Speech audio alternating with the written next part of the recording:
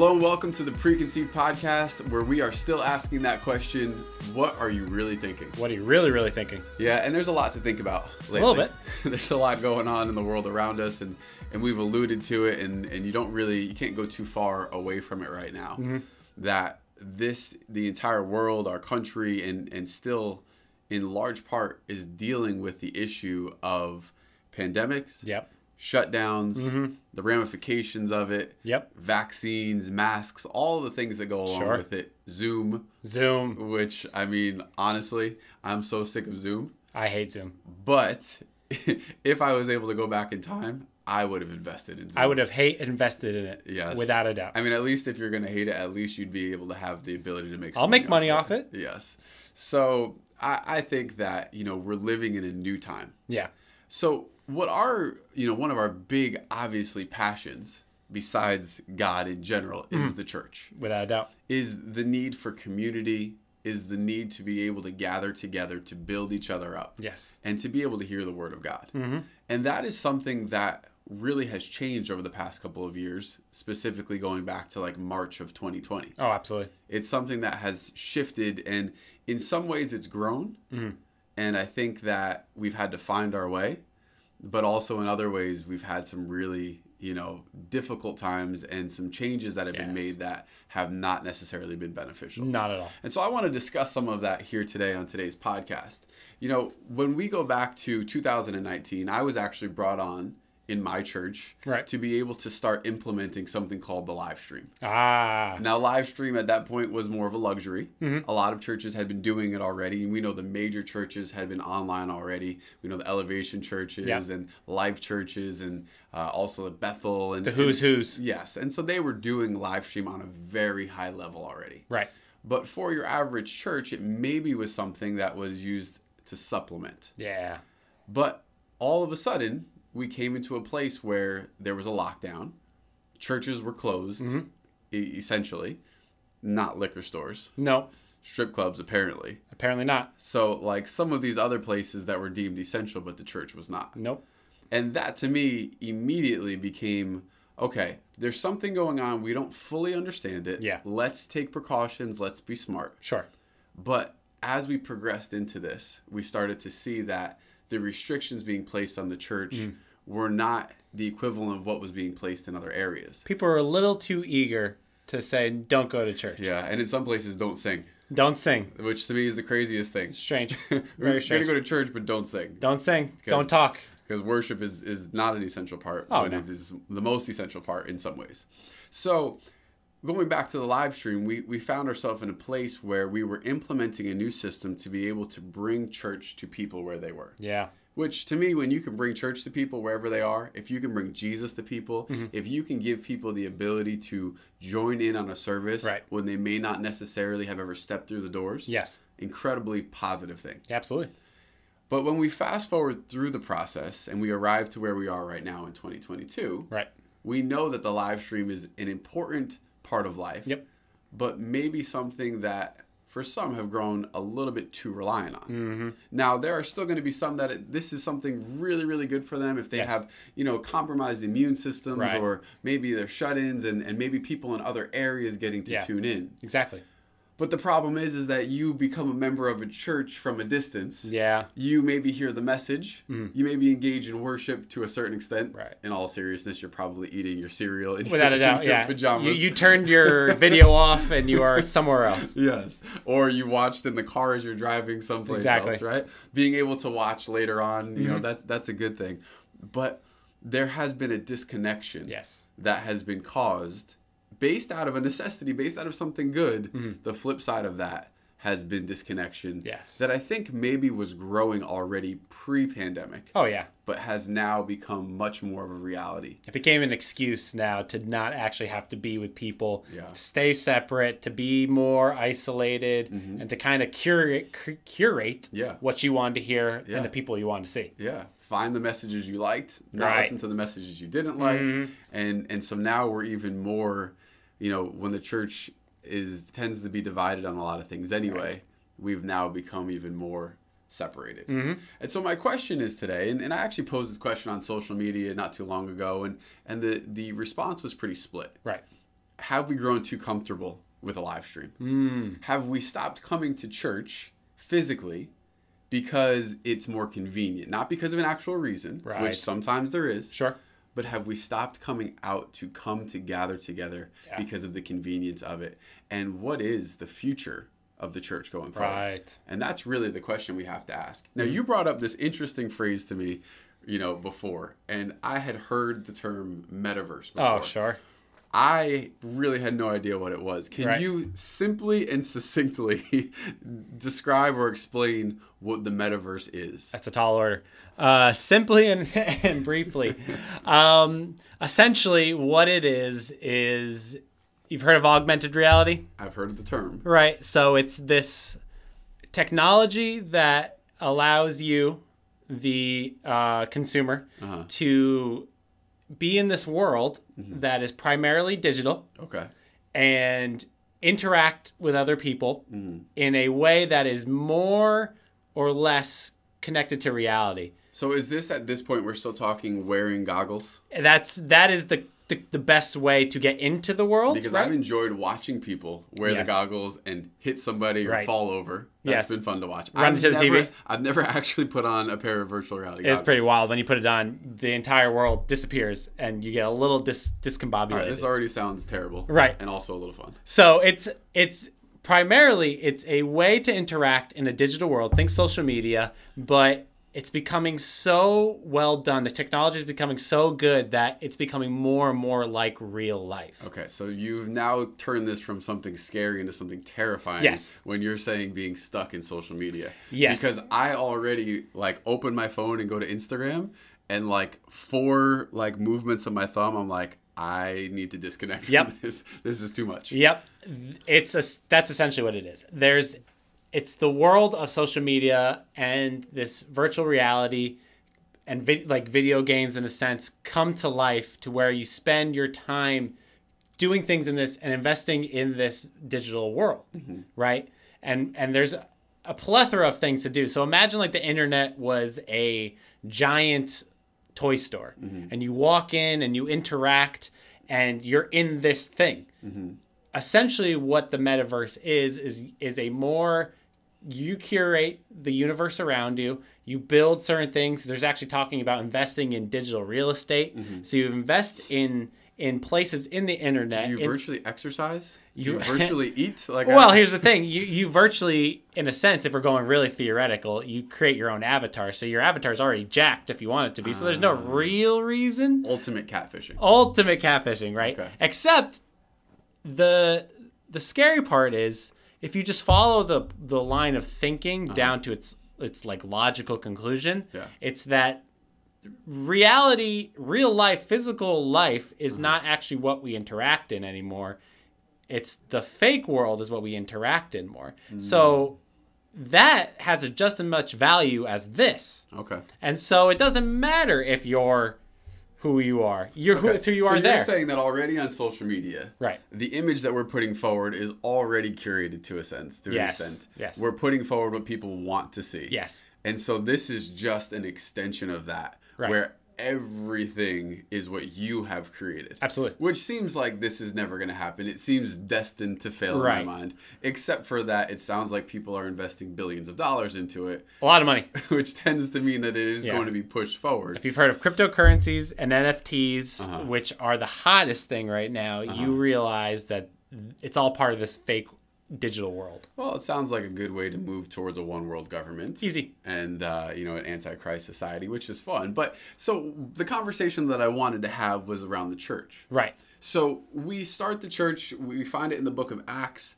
where, the end of the Gospels, Jesus is leaving. The book of Acts chapter 1, he ascends into heaven. Chapter 2, they're gathered together in the upper room. The Holy Spirit falls. Right. And Peter gets up and he preaches. Right. And thousands are saved on that day. Right. And then from that point forward, it says they sell everything they have. They gather together, and this is the church. This is the beginning points, the inceptions of the church. It is the church age has started. So they sell everything to be in community with one another. They make sure they take care of the widows and the orphans. Right. It is so selfless. Yes. All the way to this point, 2,000 plus years later, where we're talking about curating everything based off of our desires and our needs. Yep. It doesn't take a lot to think that we've deviated pretty far. A little bit, huh? From where the original church fathers, the disciples, the apostles, where they started it. Right. And what God's intention and design is for humanity through fellowship and gathering together. Absolutely. I don't believe God ever desired or purposed us to live in a world completely of our own creation, right? He created a world. He created nature, and he created other people. And this is one of the coolest things I ever read. It was by G.K. Chesterton in the books Orthodoxy. He basically said that there's a reason why you were born into a family you had no choice. You didn't pick any of the people that you were born into, right? You can choose your friends, but you can't choose your family. For this, it's a picture that it's a good thing when we are around people that are different from us, right? By design. Yeah. That we only grow when we are around people that are not like ourselves. So if you create a world that's entirely made up of things you enjoy, of things you desire, who's going to create, if you got to create your own world, who would create things in it that were not things they liked, right? Yeah, it's true. And when we think about discipleship, when we think about the model, once again, of Jesus, choosing the 12 to follow him, leaving everything to follow him, and I think the Chosen, the TV show, does a really cool job of diving into what some of the life may have looked like for some of the disciples. And it wasn't easy. No. There wasn't a curated lifestyle. No. It was a life of like, we don't know what to expect. Right. In some senses, he sent them out and said, you know, don't take anything except for the clothes on your back. Exactly. Right. To go out into the world and to preach the gospel and to walk in the power and the authority that I've displayed and entrusted you with. And now we're talking about walking away from that. And I think that if we look at society as a whole right now, we can see in so many ways, even not talking about a metaverse, but we found a way to curate our lives, to create, you know, a home space with, you know, an environment and social media and all those things that make us comfortable. And I actually have this written on my computer as like a constant reminder. Comfort and convenience are enemies of the gospel. Right. Now, to say something like that can be maybe inspiring, can cause us to think. But if we really do start to apply some of the logic behind it, some of the spirit behind it to our lives, in what ways have we become so comfortable in life that we have stopped pursuing what God has called us to do? Absolutely. To stop sharing and spreading the gospel, to stop speaking to people around us, to stop going to church. Like, can we just talk about the fact that there's a reason that the ecclesia was instituted? There's a reason for it. Absolutely. There's a purpose for it. Absolutely. Like you said, you're meant to be around people who think differently, who look differently, who come from different backgrounds and experiences. Have different opinions. That bring different gifts to the table. But if the church is more of a social club, if it's more of just a gathering together to check a box, I think that's what's led to this ability to walk away from it. Because Christianity, for a lot of people, their faith and going to church has been, it's been like going to yoga, or it's been like going to your therapist, or it's like taking a mental health day. It's beneficial for us. It's the things we do that are therapeutic to us, and we just add it to the list. It's like, I'm going to church, and then I'm going to go, you know, to this place, and I'm going to get a massage, right? And it's like, we've added it to these things, like they help benefit me in my life, and they help make me comfortable, and they feel good, right? And as long as that is the main avenue that we access the church and we connect, there's no reason why it wouldn't be more convenient to just sit at home, turn it on, listen to a good message, turn it off, never interact with any human being that's actually in the church, and then go on about your day. Continually choosing to do things that are more curated to what you desire, what you like in that moment, and you never grow out of that state. And you consistently go into a life that is simple and easy and soft, right? There's a reason why in the Bible it talks about we are all parts of a body, that you can't have 5 hands, right? That doesn't make any sense. Why would a body have 5 right hands? You need the other parts. You need the left hand. You need the eyeball. You need the arm, right? That's a picture of different people with different gifts and maybe different opinions, and you come together in unison. And that's what gives the body its structure. Yeah. We're not all supposed to be the same thing. And when you consistently push to just do the same thing and not interact, that's what you get. You get a body with 5 hands and 3 feet, and it doesn't make sense. And you don't have iron sharpening iron. Nope. You don't have the ability to disagree. And that's been one of my biggest things in this season as well, is can we have a conversation about things? We're going to disagree at times. Right. We're going to see things differently, whether it's politically, whether it's based off of healthcare regulations and state mandates and all those things. We're going to disagree about things, but can we have a conversation about it? Yeah. In family, you're meant to have a conversation about things. But can you really do that when you're separated? It's easier to separate because you don't have to have conversation. Sure. But it's not beneficial to having the conversation. No. And so what I've also experienced in life and watching, and being a part of churches is that how often people, if they couldn't leave to go to online church, they would just leave to go to the church down the street. Yeah. It's now that the street has become a lot more populated with churches that you can watch from around the world. The church down the street went out of business, so I'm just gonna go. I'm gonna go listen to a church in Oklahoma or something. Now you can listen all over the place. Yeah, and it removes maybe the connection and the feeling of needing to tithe. Yeah. And there's so many different things that go along with it.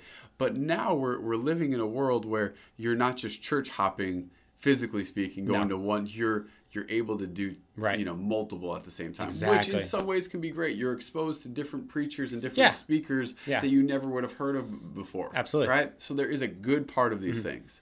But for us as individuals, is it beneficial for us to be disconnected from the body? Right. And I would say absolutely not. Not only for what you are losing out on, but for what the community is not getting because you're not bringing what you have to the world around you. Right. Benny Leapshire talked about, I was at his church a couple months ago, where they would have a potluck for church. And so each person would bring something different. You would bring the salad, you would bring the coleslaw, you would bring the burgers, you'd bring your apple pie. Yeah. And it was meant to be what you brought and shared with everybody. And when you're not coming, you're not bringing your apple pie to the potluck. No. There is something missing because you are not there. Yeah. And if you believe, which I hope you do, that God has created you for a purpose, if we believe that, then we have to understand that we have something to bring and that the church may not be perfect because we know it's made up of human beings. Absolutely. It's not going to be perfect.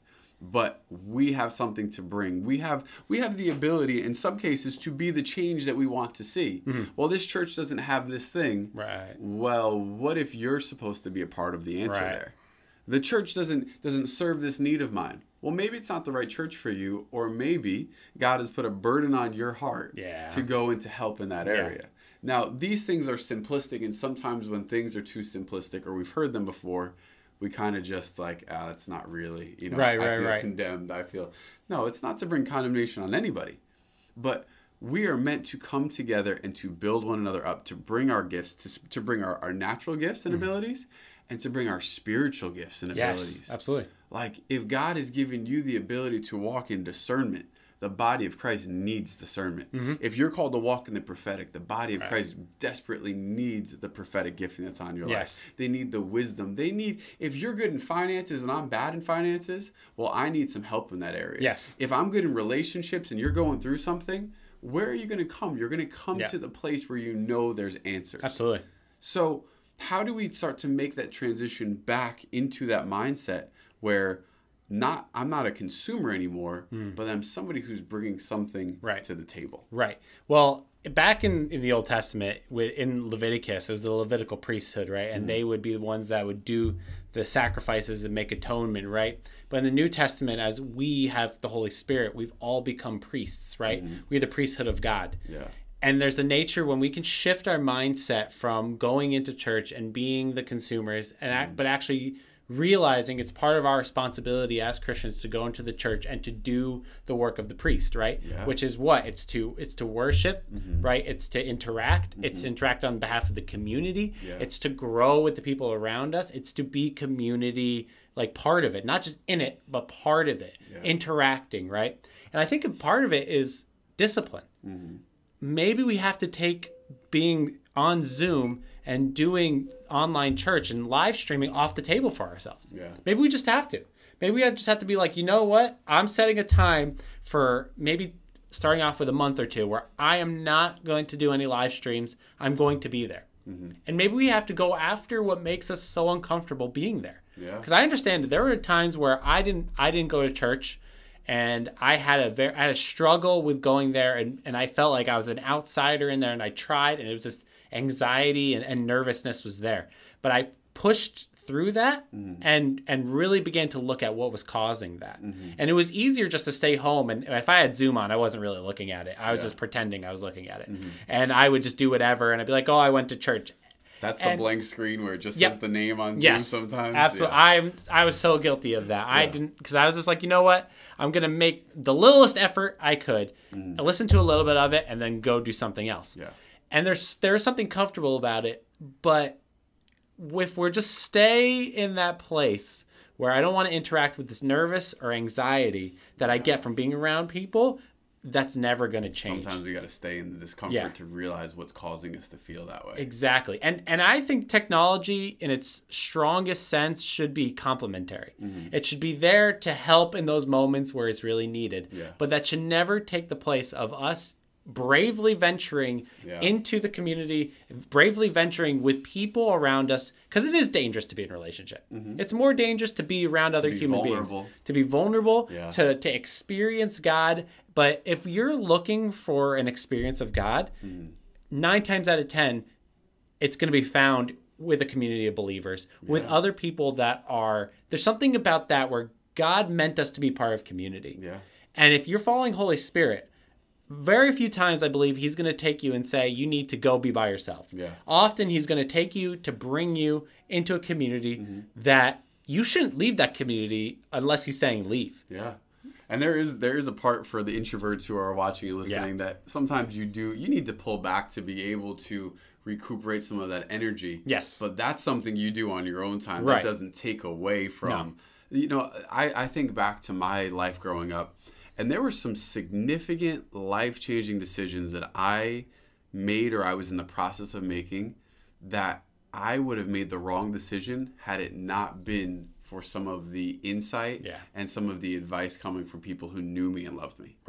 Like that part of it is so important, especially, and that's why it's so, you know, it really is devastating to think about the amount of young people walking away from church, because now the influence that they're getting to make some of these decisions is not coming from people who know them and love them. It might be people who know them or are friends with them. It may be people who have never met them. They're taking their relationship cues off of social media, off of the world around them, and not off the truth of somebody who really has a relationship with them. And so for the church, when we start to cater more to those things than we do the people, like if we start to cater more to an online audience than to the people who are listening, who are there physically, then we start to cater to something that might be good to grow an audience, but it's not growing a community of believers. It's not growing disciples. And I have felt this, you know, in my own life, in my own journey as a pastor. We had a service over the summer where there was, you know, a storm that came through. And all of a sudden we lost power. And I realized at the moment that we lost power, that there was like an exhale that happened, because I knew the live stream was gone. And I like the live stream. I don't mind, you know, we're in front of a camera right now. It's not something that I don't like. But I realized that there was an element of being on a live stream, that there was a performance aspect on a certain level. And not specifically even just me and the message. We hadn't even got to the point of the message yet. It was just, we were worshiping, and all of a sudden there was like, okay, we can now be real again. We can now just have church again. Think about this. For the majority of our lives, church had nothing to do with a camera letting the outside world in. It was just the people who were present. We had projectors projecting the worship. Listen, I remember projectors where we were writing on, not we, because I wasn't old enough, but writing on transparencies and putting it on there, and it went projector. That was technology. And now we have technology to be able to put graphics and to put media and to add all of this, which is fun. I love it. I want to be, you know, technologically advanced, because I think that it can really add. But we're going from a place of the simplicity of being in a home, speaking about the gospel, to production. Yeah. Which can be used for good. Absolutely. But I think that we need to keep the heart of the matter in the forefront of what we're doing. Exactly. Whether we're in a home or in a big mega church, how do we keep the simplicity of the gospel front and center? Because that's what it's meant to be about. I think a huge part of it is we have to be brave, you know? We have to be brave. Across the board. Across the board, we have to be brave and courageous. And it might not sound like the craziest thing. Oh, you have to be brave to go be a bunch of different people. It actually is harder than it seems. For people. Yeah. People persons. Yes. That's like easy and natural. Yeah. But for some of us, that's not always the case. It's not super easy for me, you know, and I've found struggle in trying to find who I am and how I interact with people when I'm amongst a big group, right? But if I truly desire to grow in my faith, if I truly desire to grow in my understanding, if I truly desire to find and deeply connect with the purpose that God inherently put inside of me and the calling, I have to be brave and step out of the place of discomfort and be willing to sit in it and look to Jesus, right? To be like Paul said, my grace is sufficient. Like Paul had whatever the thorn in the flesh is, whatever your thought or theory is, he had this thing that he wanted God to take away from him. And God's like, my grace is sufficient. I wish God could take away some of my anxiety when it comes to interacting or speaking or being around people. But that's not necessarily what the Bible preaches. The Bible preaches, my grace is sufficient. Keep your eyes on me. Keep your eyes on Jesus. Be in church, be connected, be in community, keep your eyes on Jesus. And before you know it, when you take your eyes off yourself and what you're feeling, you're going to find an easier way of connecting with people. Then you're going to find your niche. You're going to find the people around you that you more gravitate towards, right? It's not, it doesn't just happen. But it definitely doesn't just happen when you don't at all enter into community. And sometimes that's going to require prayer. Because I know, you know, there have been times where I just felt like in church I didn't have the relationships I wanted. Not all of us are blessed to be in a place where we really do have those deep, meaningful connections. But I do believe that when it's something we desire, when it's something that we are asking God for, that he's going to bring to us. And what if there's that person in church that you're meant to connect with and you're not there because you've stayed in a place that's comfortable? Once again, not to bring condemnation on anybody who needs to be home, but at a certain point, when we don't need to be home anymore, right? When there is a situation that changes that now gives you the ability, because I think on a certain level, all of us can be connected on a more deeper level. I agree. We can be there in person to a certain extent, right? If we're willing to do that, then we can bring to the table what God has put inside of us to be able to be that thing that someone else needs. To be able to bring that example of Christ that someone else needs, to be able to bring that spiritual gifting to the table. I think it's very, very significant. Can I flip the script on you? I want to ask you a question. Of course. Okay, so I've been a part of different communities, and I've heard the complaints of people that have been part of communities, and there doesn't seem to be a way or a place for them to settle in, right? They've done the challenging thing, which may be to get there in person, and they've gone a few times, but it just seems like there's no reach from the church, or there seems like there's no place for them to be a part of something bigger. As a pastor, what do you think are good ways that churches can create a culture and a community that welcomes people in, but also gets them either plugged in or gets them part of a group or gets them feeling like they are part of something? Because we all desire to be a part of something. And I think it's when we feel frustrated or disappointed that we can't be a part of something bigger that we then look for these other things, these other outlets, right? Like online church, and we just push away the whole thing. So what would be your helpful advice to churches to create that kind of culture? I think we need to start and think small in order to be able to think big. Meaning that we have to start with those connection points. That whether it's small groups, whether it's one-on-one communication, building systems that we can be more connected to people when they're going through something, we want to know about it. Being able to implement structure that says, if you're going through something, connect with this person, connect with this leader. It may not be the senior pastor, because the larger the church, the more difficult it is. But one thing I learned from doing youth group 20 years ago, 15 years ago. It's that the relationships that stood the test of time were the ones that started small. Right. The small groups, the small interactions that were able to build into something more significant. Mm-hmm. And so whatever way that God is leading individual churches to pursue that, that's what we need to go after. Right. Having deeper, meaningful conversations. It can't always be the superficial conversations on the surface. Yes. How are you? I'm good. How are you? Yeah, good. Right. How's the weather? It's great. How's that? Moving on. Yes. There needs to be more. Have you seen Spider-Man? Yes, I have not seen Spider-Man yet, but I want to. Yes. So maybe we need to set something up. Right. I'm waiting for Disney Plus, talking about doing things from afar. Right. Movie theaters are shutting down. Yeah. Because people are going. I want to sit on my couch and watch Spider-Man. Yes, well, it's the church in a nutshell. Yeah, right. I don't know if go to the movie theaters is what I want to be advocating for. Sure. But yes. I do. It's good. When it comes to church, let's be present. Yes. Let's be a part of it. Let's allow God to work through us to bring that connection point, that synergy of bringing all the different gifts together. Right. To be able to work towards something that is God's ultimate purpose. Absolutely. And what he designed us to do. Absolutely. So, as always, we want to hear what you have to say, what you think about this. If you're enjoying it, like, subscribe, hit the bell, and we can't wait to see you next week.